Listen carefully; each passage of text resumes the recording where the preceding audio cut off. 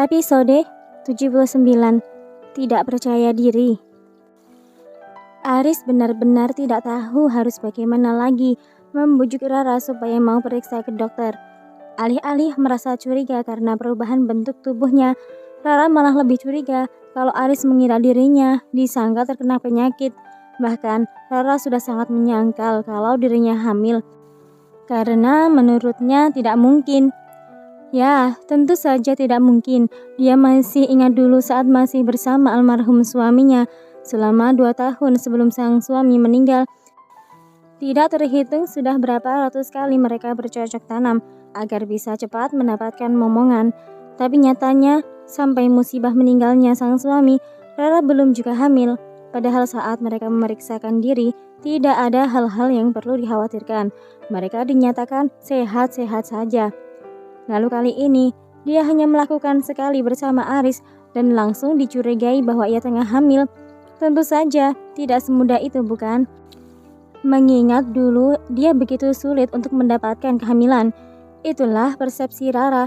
Dia tidak percaya dengan dugaan Aris itu. Menurutnya, dia tidak mual-mual juga. Karena menurut Rara, biasanya orang hamil itu pasti mengalami mual dan muntah-muntah. Harus aku bilang berapa kali sayang? Gak perlu mual dulu untuk membuktikan kalau kamu hamil. Terkadang bisa dilihat dari telat datang bulan atau ya mungkin perubahan fisik kamu. Ucap Aris frustasi. Kok kamu jadi rewel sih? Lagian kalau aku hamil kenapa? Kalau enggak kenapa? Tanya Rara. Aris benar-benar sudah tidak bisa berkata apa-apa lagi. Akhirnya dia memilih duduk di atas sofa sambil menutup wajahnya dengan kedua tangan. Ya udah terserah kamu aja yang. Lagi pula sebentar lagi kita juga akan nikah. Misal kamu hamil ya alhamdulillah. Kalau enggak ya kita berusaha lagi. Ucap Aris. Rara duduk di samping sang calon suami dan menyentuh bahunya. Apa kamu senang kalau aku hamil? Aris menatap Rara dan langsung mengangguk. Tentu saja sayang. Aku malah berharap kalau kamu beneran hamil. Jawab Aris berbinar. Tapi bagaimana kalau aku gak bisa hamil? Bagaimana kalau aku akan mengecewakanmu? Aku adalah janda yang tidak memiliki keturunan. Seru Rara frustasi. Aris memaklumi Rara yang tidak memiliki kepercayaan diri saat ini perihal kesuburan kandungannya. Sudah bertahun-tahun dia tidak memeriksakannya lagi. Padahal dia dulu dipastikan kandungannya baik-baik saja, tapi tetap tidak ada perubahan sampai Tommy meninggal. Kamu gak perlu khawatir berlebihan. Aku pastikan bahwa bibitku ini unggul. Jadi bisa langsung tumbuh kecambahnya di perut kamu. Kamu jangan terlalu merasa insecure. Pasti semuanya bisa dilalui. Ucap Aris memeluk Rara. Mencium kening wanita itu lama, kemudian memeluknya lagi. Tapi aku takut. Aku takut gak bisa. Shh, udah, gak usah ngomong seperti itu lagi. Kalau kita berusahalah pasti bisa. Apa kamu mau coba bercocok tanam lagi? Biar benih-benih aku ini segera tumbuh di ladang milikmu. Ucap Aris menggoda Rara. Wajah menyebalkan Aris tidak lama karena tiba-tiba sebuah dering ponsel mengagetkan mereka. Aris langsung segera mengangkat panggilannya saat tahu bahwa papanya menelpon. Iya pak, ini lagi di butik Rara. Tadi aku mau langsung ke kantor, tapi hujannya deras banget. Sekarang udah gak begitu deras, jadi kamu bisa langsung ke kantor. Papa udah tunggu sejak tadi kan, gak enak. Iya, ini langsung OTW. Bye pa. Terlihat Aris sedang menghela nafas. Setelah itu mengembalikan ponselnya ke saku celana. Rara bisa melihat ekspresi tak terbaca dari raut wajah kekasihnya itu. Aku ke kantor dulu yang. Hujan juga udah reda, papa tadi nungguin. Ucap Aris mencium bibir Rara sekilas. Rara hanya bisa mengangguk pasrah. Padahal dia sangat ingin ditemani oleh Aris saat ini. Akhirnya Aris melangkah keluar butik dan berjalan menuju mobilnya. Setelah mobil Aris tidak kelihatan, Rara masuk kembali ke dalam butik. Kak, tiba-tiba seorang pria muda datang ke butik dengan membawa paper bag yang entah apa isinya. Penampilannya sedikit formal karena pria itu menggunakan setelan jas berwarna abu-abu. Sudah seperti opa-opa yang ada di channel langganan Netflix itu. Rara mengernyit melihat penampilan pria muda yang ada di hadapannya saat ini.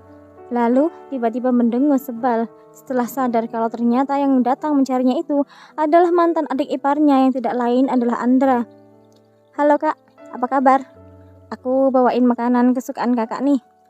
Andra menyadok paper bag yang dia bawa. "Ngapain sih lo kesini lagi?" ketus Rara, mengabaikan paper bag yang masih menggantung di tangannya. "Ya alah kak, aku kesini tuh mau ketemu kakak sambil PDKT. Ternyata benar kata Bang Tommy kalau Kak Rara itu jutek dan galak.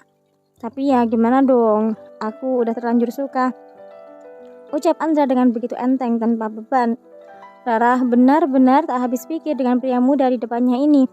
Bisa-bisanya dengan sangat percaya diri mengatakan sedang PDKT dengannya, padahal Rara sudah memiliki calon suami.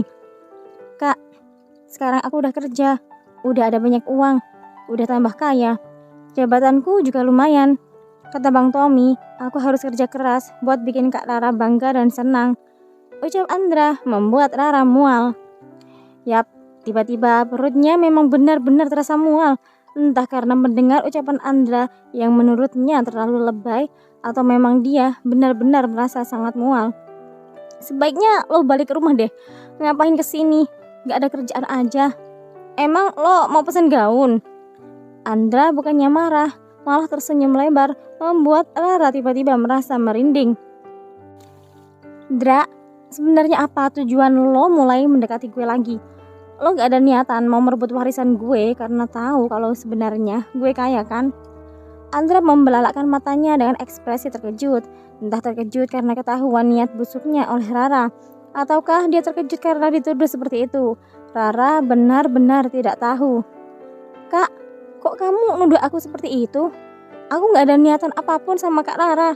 Justru aku kesini karena aku memang benar-benar tulus dan juga karena amanat dari almarhum Bang Tommy yang ingin aku menjaga Kak Rara. Aku sama sekali gak ada niatan menguasai harta warisan kakak."